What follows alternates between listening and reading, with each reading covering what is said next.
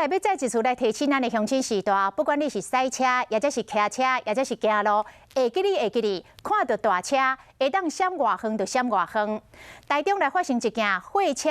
倒退弄死人的意外。这个半暝3点，伫台中东区的绿叶南路，有一个货车司机咧挖苦，结果弄到一个透早起来要做运动的71岁太太，佮当场甲人搞死。司机讲，伊第一时间完全无发现到，是落车了后，发现这个车头的车卡有一双卡，才知影害咯，搞死人咯。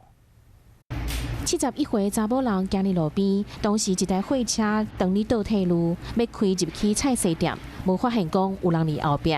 直接就甲弄倒，佮甲人搞过去。我要入来车位啊，开进来才发现里面有人。你下车以后，